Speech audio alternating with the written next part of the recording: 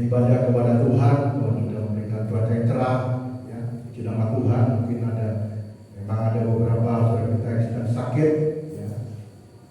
Saudara kita nanti akan mendoakan, puji nama Tuhan. Beberapa kita yang hadir, kita percaya Tuhan Yesus sudah hadir di tengah-tengah kita. Amin, saudara. Ya, puji nama Tuhan.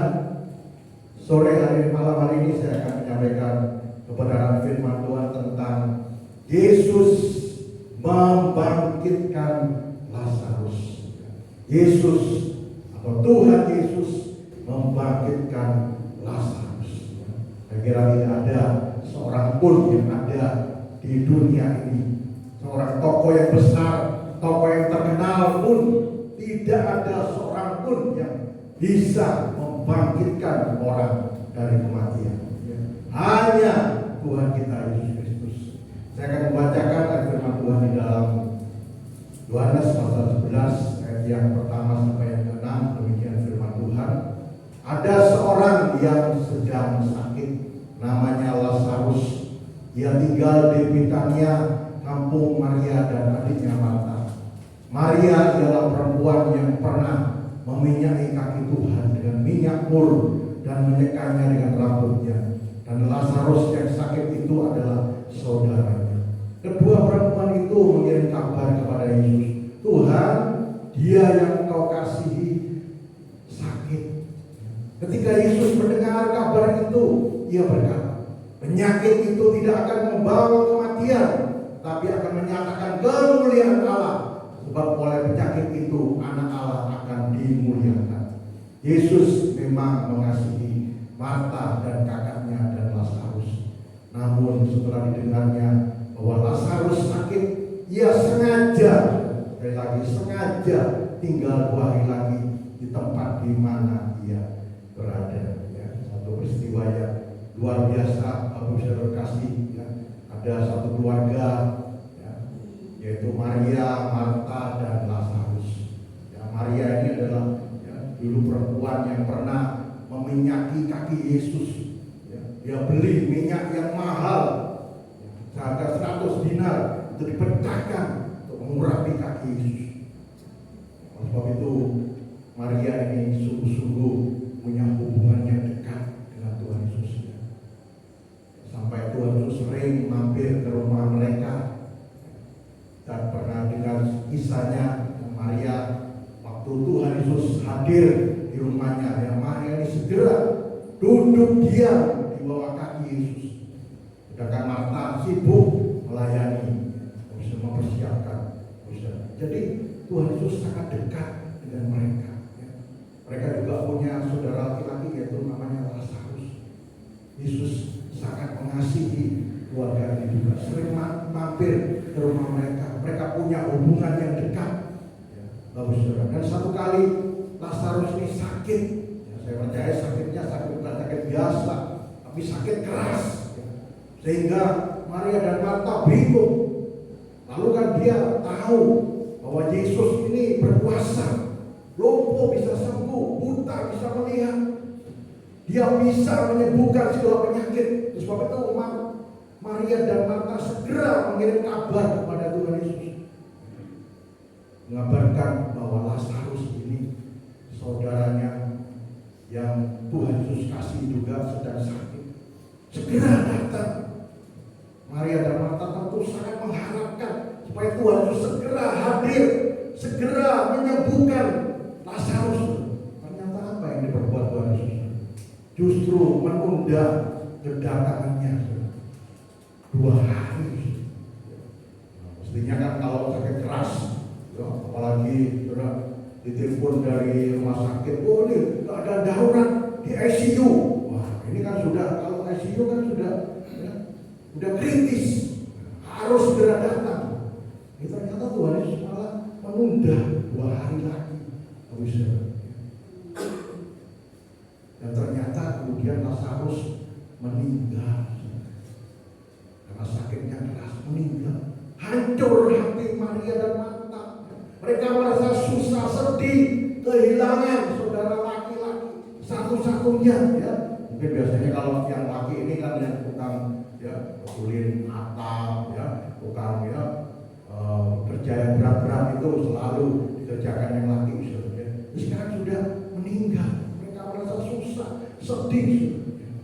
Tetapi saudara, justru di tengah situasi yang terburuk sekalipun, Tuhan Yesus akhirnya dia hadir. Dia menyatakan kuasa. Dia bisa membangkitkan Lazarus dari kematian. Kita belajar dari peristiwa Tuhan Yesus membangkitkan Lazarus ini. Yang pertama, saudara, waktu Tuhan tidak sama dengan waktu kita. Tuhan Yesus tahu Lazarus sedang sakit, tapi justru dia menunda 2 hari lagi, baru mengunjungi Lazarus, baru mungkin mendoakan menyembuhkan Lazarus, menunda 2 hari. Bukan karena Tuhan Yesus tidak peduli, tapi Tuhan Yesus punya rencana yang jauh lebih besar. Justru lewat kematian Lazarus ini, kemuliaan Allah akan dinyatakan, kuasa Tuhan akan dinyatakan. Ini seringkali kita sebagai manusia tidak bisa mengerti rencananya Tuhan, kehendaknya Tuhan. Waktu Tuhan itu tidak sama dengan kita. Seringkali kita seperti Maria dan Marta, mungkin kalau berdoa cepat Tuhan jawab, minta jawaban yang instan, terus langsung jawab. Misalnya mungkin doa minta pekerjaan, doa minta jodoh, minta berkat, saudara, langsung dijawab oleh Tuhan. Sedangkan Tuhan itu bekerja menurut waktunya, bukan menurut waktu kita sebagai manusia. Tuhan itu berdaulat, Dia yang berkuasa atas hidup kita. Sebab itu kita harus menyerahkan dalam kehendak rencana Tuhan. Saudara, jangan kita memaksa kepada Tuhan. Mungkin kita lagi, saudara, butuh duit, saudara, dalam kekurangan, saudara. Doa belum jawab Tuhan, langsung, saudara, cari pinjaman, apalagi pinjol.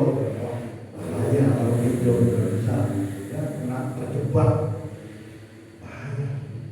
Tapi kita harus belajar menunggu waktunya Tuhan. Dalam Khotbah pasal 3 ayat yang pertama dan 11 dikatakan, untuk segala sesuatu ada masanya, untuk apapun di bawah langit ada waktunya. Iya, Tuhan membuat segala sesuatu indah pada waktunya. Bahkan Dia memberikan kekekalan dalam hati mereka. Tapi manusia tidak dapat menyelami pekerjaan yang dilakukan Allah dari awal sampai akhir. Jadi Tuhan itu yang menentukan waktunya, saat yang tepat untuk menolong kita. Waktu Tuhan itu tidak pernah terlambat. Mungkin menurut kita manusia, dia suwe ini Tuhan, gak jatuh aku, cek lamanya. Menurut kita sebagai manusia, tapi Tuhan bekerja selalu tepat pada waktunya yang sempurna. Roma 8:28 katakan, kita tahu sekarang bahwa Allah turut bekerja dalam segala perkara untuk mendatangkan kebaikan bagi orang yang mengasihi Dia. Sebab itu waktu kita menghadapi tantangan persoalan, kita belum ditolong Tuhan, harus sabar, harus menunggu waktunya Tuhan. Jangan bertindak sendiri. Wah, pendeta, saya pengalaman bekerja, kalau dapat masalah ini gampang bisa diatasi. Nyatanya kemudian gagal, putus asa. Kalau sudah gagal, nyalakan Tuhan. Tuhan kenapa dan tolong saya? Padahal sudah bertindak sendiri. Salahnya siapa, saudara? Salahnya Tuhan atau salahnya kita? Salahnya sendiri. Terus kita harus belajar menunggu waktunya Tuhan. Saya berikan contoh waktu kami mencari rumah di Bondowoso. Itu sudah berdoa sama Tuhan 1 bulan muter-muter seluruh Bondowoso, tidak dapat. Akhirnya kami menyerah setelah 1 bulan. Serahkan pada kehendak Tuhan. Tiba-tiba dipanggil sama langganan dulu depot. Itu ada rumah. Di mana? Oh, dekat petung. Oh, ini agak masuk ke dalam, saudara. Tapi ya, kami terus bawa dalam doa. Kami lihat. Ya, pertama kelihatannya kok kurang sir, saudara ya. Tapi memang istri saya berdoa minta halaman yang luas, saudara ya. Tapi waktu itu banyak yang bocor, banyak yang rusak, saudara ya. Tapi kemudian kami terus berdoa. Kami nawar ternyata rumah mujizat daripada Tuhan, berkat Tuhan. Ya, ada rumah yang seperti itu, yang luar biasa. Akhirnya Tuhan menjawab doa kami. Ya. Bapak Saudara, apapun yang kita hadapi, ya kita mau sabar menunggu waktu Tuhan. Seperti pujian mengatakan, waktu Tuhan pasti yang terbaik, walau kadang tak dapat ku mengerti, lewati cobaan ku tetap percaya, waktu Tuhan pasti yang terbaik. Amin, saudara. Luar biasa. Kalau kita menunggu waktunya Tuhan itu pasti yang terbaik. Saya berikan contoh juga waktu kami cari mobil, saudara. Kami sudah ya, waktu itu mobil yang lama kami jual, mencari mobil yang baru, saudara. Kemudian kami ke Jember, kemudian ada maklarnya, saudara ya, mengenalkan mobil Zebra, saudara. Kami sebelumnya sudah doa, ya, nanti kalau rewel mobilnya ya ada apa-apa sudah, nggak usah, nggak jadi, berarti bukan kehendak Tuhan. Tapi waktu kami sudah lihat mobil itu, memang ada rewelnya, saudara ya. Spokernya itu rusak, jadi jalannya itu seperti kuda gitu, ya goncang-goncang. Tapi saya pikir ya nanti gampang, spokernya bisa diperbaiki. Kami sudah doa, kalau ada masalah bukan kehendak Tuhan, kami paksakan. Akhirnya bagaimana mobil Zebra kami? Rewel terus, habiskan biaya banyak. Kalau misalnya kami menunggu waktunya Tuhan, pasti dapat yang terbaik. Sebab itu apapun yang kita hadapi, kita mau belajar menunggu waktunya Tuhan. Mengapa kita disuruh menunggu waktunya Tuhan? Supaya memproses hidup kita, mendewasakan rohani kita, supaya menumbuhkan iman kita. Saya berikan contoh seperti Surah Yakobus 5 ayat 7-8. Saya bacakan. Karena itu saudara, bersabarlah sampai kepada kedatangan Tuhan. Sesungguhnya petani menantikan hasil yang berharga dari tanahnya, dan ia sabar sampai telah turun hujan musim gugur dan hujan musim semi. Kamu juga harus bersabar dan harus meneguhkan hatimu, karena kedatangan Tuhan sudah dekat. Orang yang menanam sudah bisa menanam padi, menanam jagung, itu kan harus sabar, sudah berniat tanam, ya kemudian diberi pupuk, ya dirawat, dan tidak kelihatan benih itu di dalam tanah, tapi pada waktunya benih itu akan tumbuh, dan pada saatnya nanti bisa menghasilkan buah. Demikian juga Tuhan rindu supaya iman kita itu bertumbuh, memproses iman kita. Kalau belum ditolong Tuhan, belum dijawab doa kita, kita harus tetap bersabar. Ini katakan firman Tuhan, harus tetap setia sama Tuhan, harus bertekun. Jangan kita kecewa, ya sudah, saya tidak tolong Tuhan, sudah tidak mau beribadah, tidak mau berdoa lagi, keliru. Kita harus tetap bersabar menunggu waktunya. Pada waktunya nanti kita akan melihat hasil, melihat buah-buah. Bagus, saudara. Yang kedua, saudara, kita mendapatkan pelajaran Yesus hadir dan ikut merasakan kesusahan kita. Saya bacakan ayat firman Tuhan yang dulu dalam Yohanes 11 ayat 33-35. Ketika Yesus melihat Maria menangis, jadi setelah Yesus 2 hari kemudian dia datang ya ke tempatnya Maria Marta, kemudian dan waktu itu Lazarus sudah meninggal. dan Maria, Marta, mereka susah, sedih. Selanjutnya, dan juga orang-orang Yahudi yang datang bersama-sama dia, maka masyurlah hatinya. Ia sangat terharu dan berkata, di manakah dia akan membaringkan? Jawab mereka, Tuhan, marilah dan lihatlah. Maka menangislah Yesus. Ini ayat yang paling pendek ya, di dalam seluruh Alkitab. Maka menangislah Yesus. Tapi di satu momen yang luar biasa, Tuhan Yesus ikut susah melihat Maria, Marta susah, kehilangan saudara. Melihat Marta, Maria berduka cita, Yesus juga ikut menangis. Luar biasa.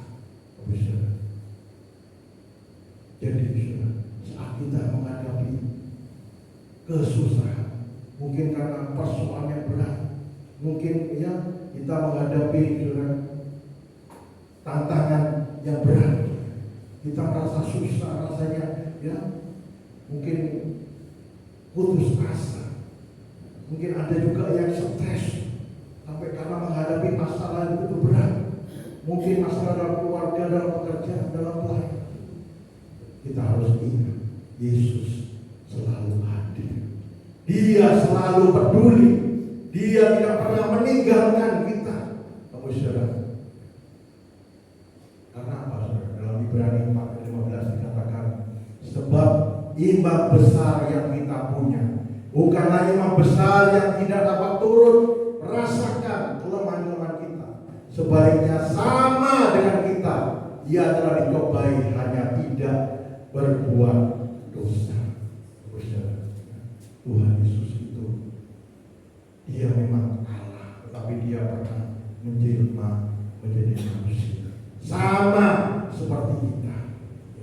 Dia pernah merasakan kelaparan, dia pernah merasakan kesusahan, penderitaan, bahkan sampai mati dia terasa. Waktu dia di Taman Getsemani, dia Tuhan Yesus merasakan begitu ketakutan menghadapi salib itu. Dia harus mengorbankan nyawanya sehingga dia berkata, Bapa, kalau boleh jangan berlalu daripadaku, tetapi bukan kehendakku, kehendakmu yang jadi. Waktu itu Tuhan Yesus berdoa, dia dengan sangat ketakutan sampai keringatnya itu menetes seperti darah. Yang menurut penelitian karena ada pembuluh darahnya yang pecah, memang keluar darah sungguhan.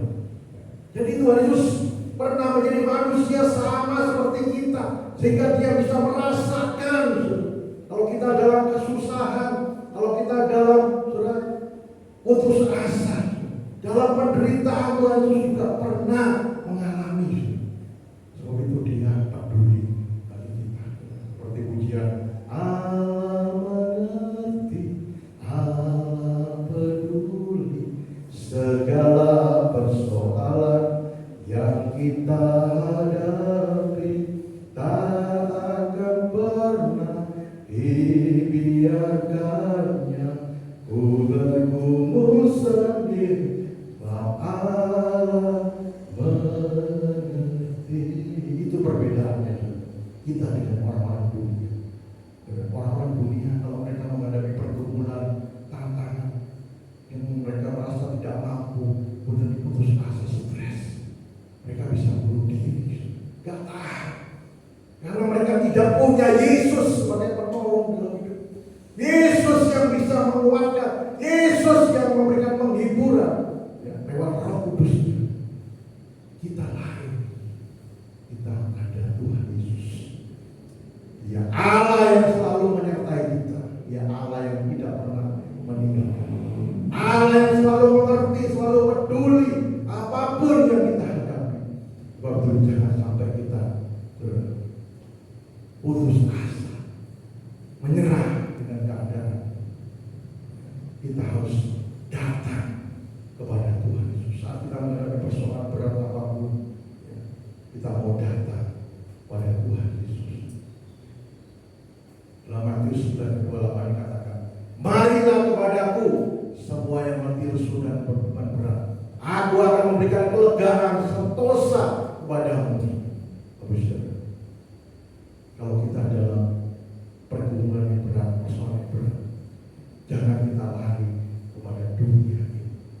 Oh Pak Pendeta, saya perlu hiburan, ya. Hiburan dalam dunia ini.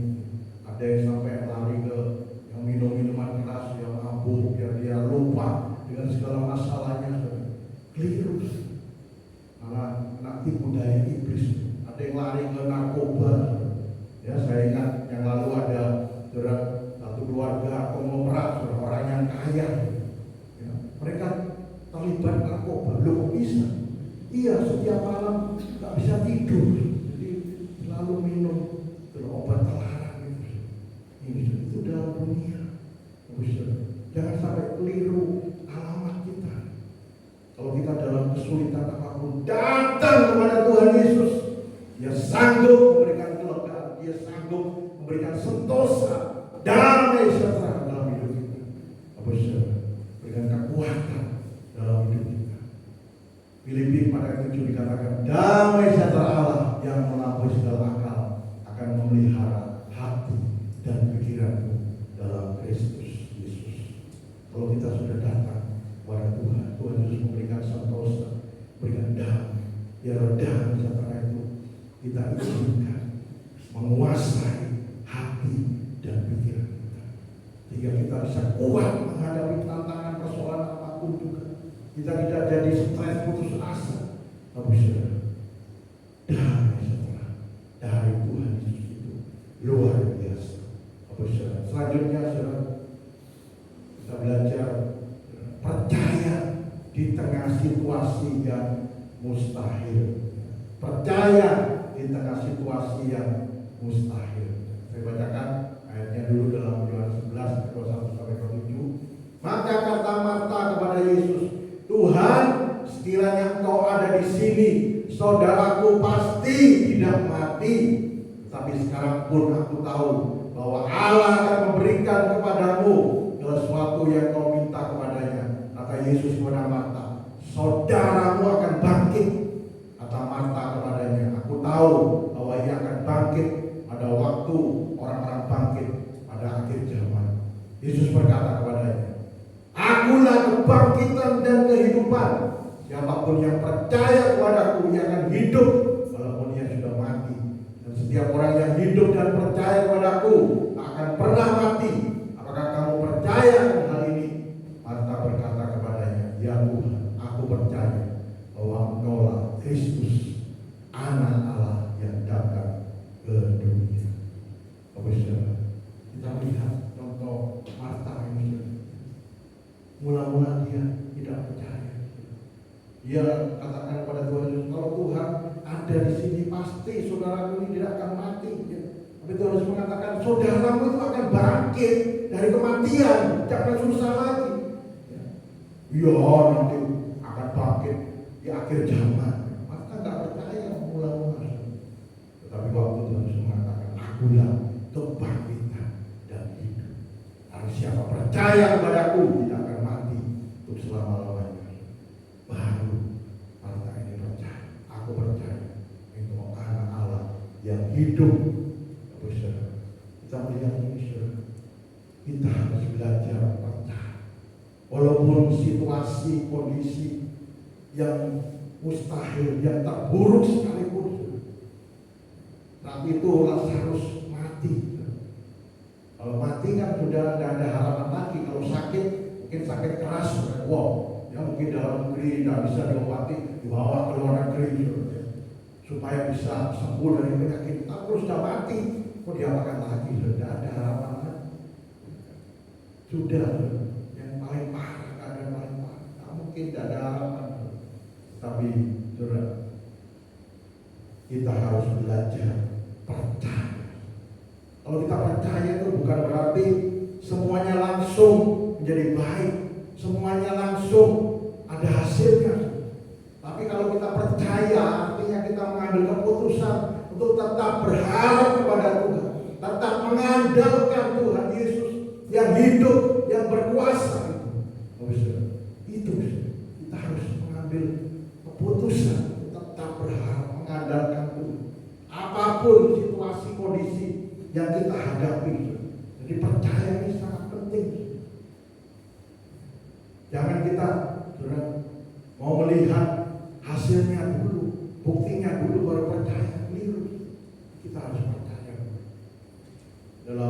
Yohanes 20 ayat 29 dikatakan, Yesus mengatakan, kata Yesus kepada Thomas, karena kau telah melihat aku, maka kau percaya. Berbahagialah mereka yang tidak melihat namun percaya. Ini penting dalam hidup kita sebagai anak-anak Tuhan. Kita disebut orang-orang percaya. Jadi kita harus punya kepercayaan, keyakinan kepada Tuhan, bahwa Tuhan Yesus kita itu hidup berkuasa. Memang dia pernah mati, tapi dia sudah bangkit, dia hidup, selalu menyertai kita, selalu siap untuk menolong kehidupan kita. Meskipun kita belum ditolong Tuhan, belum dijawab doa kita, tapi kita harus percaya dulu, harus percaya dulu. Percaya karena akan firman Tuhan, akan janji-janji Tuhan. Sebab itu kita harus isi hidup kita dengan firman. Iman percaya itu timbul dari pendengaran akan firman Kristus. Roma 10 ayat 17. Isi dengan firman Tuhan supaya timbul iman percaya, sehingga kita bisa bertindak dengan iman. Seperti yang saya pernah berikan contoh, perempuan yang sakit perdarahan selama 12 tahun. Waktu dia mendengar kabar tentang Tuhan Yesus yang hidup, yang bisa menyembuhkan orang sakit, timbul iman. Lalu dia mulai melangkah dengan iman. Dia katakan, asal ku jamah saja jubahnya, aku pasti sembuh. Dan dia berusaha dengan melangkah, dengan segala usaha untuk mendekati Tuhan Yesus. Jadi percaya dulu, kemudian bertindak dengan iman. Akhirnya dia mengalami kesembuhan, mengalami kuasa, mujizat daripada Tuhan. Jadi kita biar kita mau belajar percaya, tetap percaya kepada Tuhan. Apapun yang kita hadapi, jangan sampai iman kita goyah, jangan sampai iman kita merosot, tapi harus tetap percaya. Apalagi menghadapi tantangan akhir zaman ini. Tadi kita sudah dengar bulan 6 katanya ada tambah sulit ekonomi. Sekarang karena perang, minyak tambah lama tambah mahal, Aminadek, pertama turbo itu tinggi harganya. Tentu kalau bahan bakar naik, barang-barang akan naik, kan sulit. Tetapi kalau kita percaya akan firman Tuhan, Filipi 4:19, Aku akan memenuhi segala keperluanku menurut kekayaan dan kemuliaannya dalam Kristus Yesus. Kita pegang janji firman Tuhan. Tuhan pasti akan memelihara kita. Amin. Yang penting percaya dulu, dan kita mau tetap setia kepada Tuhan. Pasti Tuhan akan memelihara kehidupan kita. Selanjutnya, saudara, kuasa Yesus membangkitkan yang sudah mati. Kuasa Yesus membangkitkan yang sudah mati. Saya bacakan ayat firman Tuhannya di dalam Yohanes 11 ayat 38-44. Yesus berkata, singkirkan batu itu, batu tempat kuburan Lazarus itu, saudara, ditutup dengan batu. Kalau zaman bahasa Israel dulu itu, kalau orang dikubur itu dimasukkan ke liang buah, tutup dengan batu. Marta, saudara orang yang meninggal itu, berkata kepadanya, Tuhan, sekarang pasti akan ada bau busuk karena dia sudah meninggal selama 4 hari. Yesus menjawab dia, bukankah aku sudah mengatakan kepadamu bahwa jika kamu percaya, kamu akan melihat kemuliaan Allah. Jadi mereka mengangkat batu itu. Kemudian Yesus menengadah dan berkata, Bapa, aku bersyukur kepadamu karena Engkau telah mendengarkan aku. Aku tahu bahwa Engkau selalu mendengarkan aku, tapi oleh karena orang banyak yang berdiri di sini mengelilingi aku mengatakannya supaya mereka percaya bahwa Engkaulah yang telah mengutus aku. Dan sudah berkata demikian, berserulah ia dengan suara keras, Lazarus, marilah keluar. Orang yang telah mati itu datang keluar, kaki dan tangannya masih terikat dengan kain kafan, dan mukanya tertutup dengan kain peluh. Kata Yesus kepada mereka, bukalah kain-kain itu dan biarkanlah ia pergi. Saudara, kita melihat peristiwa ini, kuasa Yesus bangkitkan yang sudah mati. Lazarus itu sudah 4 hari dalam kuburan. Yang menurut penelitian saudara ya, jenazah itu dalam 24 jam, jadi 1 hari 1 malam itu mulai membusuk. Jadi organ-organ dalamnya seperti jantung, seperti ginjal, paru-paru itu akan pecah. Kemudian akan membusuk sampai 72 jam, 3 hari itu sudah busuk semua. Ini Lazarus sudah 4 hari, jadi sudah rusak semua. Rohnya sudah meninggalkan jenazahnya juga, tinggal mayat yang busuk. Kelihatannya sudah tidak ada harapan, mustahil. Tetapi di tengah kemustahilan, di tengah-tengah tidak ada harapan, kuasa Yesus sanggup membangkitkan Lazarus. Jadi artinya kuasa Yesus itu tidak terbatas, tidak masuk logika akal kita. Ya, kalau kita renungkan sudah, kalau jenazah itu sudah rusak semua organ-organnya, kalau mau bangkit lagi artinya apa? Organnya diganti yang baru. Jadi ada paru-paru yang baru, jantung yang baru, ginjal yang baru, mata yang baru. Karena semua sudah busuk. Artinya apa? Tuhan harus menciptakan yang baru lagi. Organ-organ dari Lazarus baru. Lazarus ini bisa bangkit dari kematian, bisa hidup.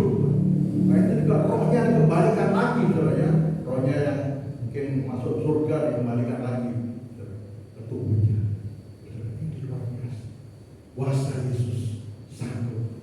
Jadi Tuhan Yesus bukan hanya bisa menyembuhkan orang-orang sakit, tapi Dia juga bisa membangkitkan yang mati. Ini satu pelajaran bagi kita.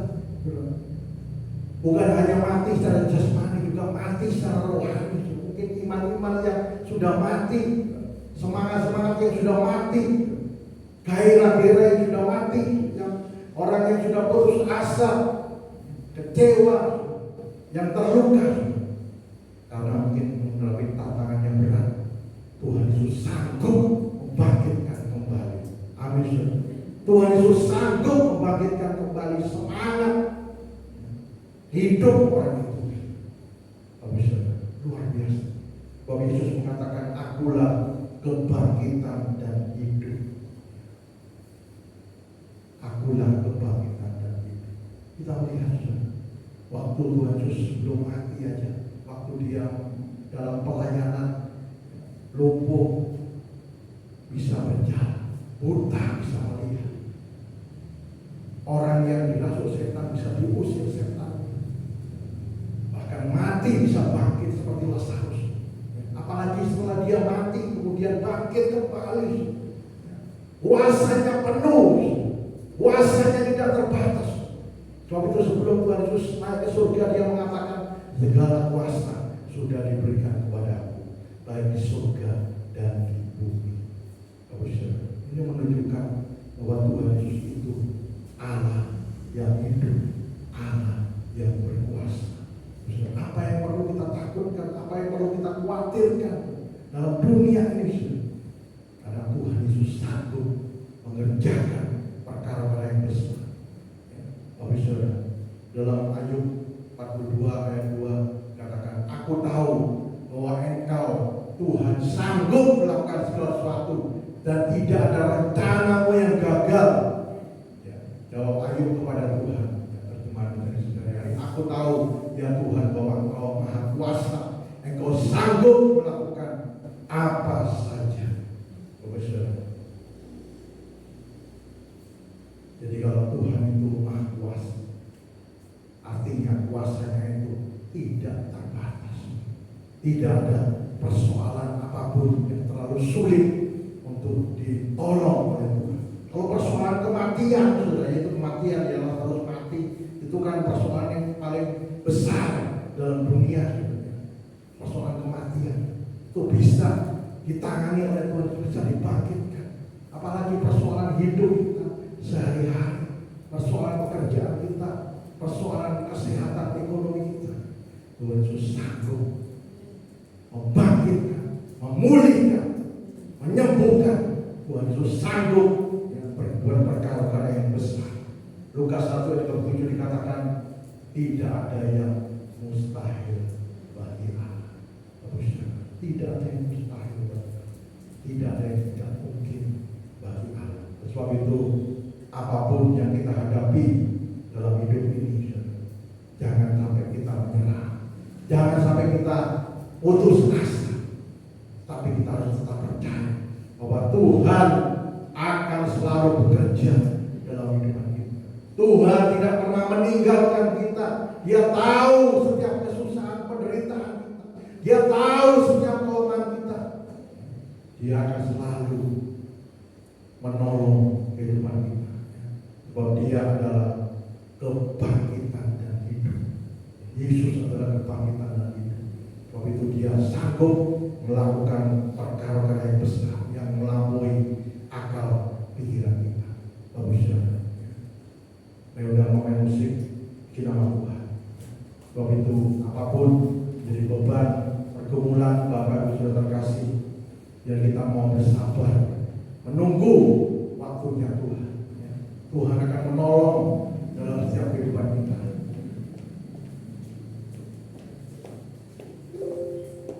Ada waktunya pasti akan datang pertolongan dari Tuhan. Tetapi Tuhan mau memproses iman kita, mendewasakan iman kita. Kita harus belajar percaya menghadapi situasi yang sulit apapun juga. Kalau kita percaya, pasti kita akan melihat hasil, melihat kuasa mujizat Tuhan dalam kehidupan kita. Mari kita akan datang kepada Tuhan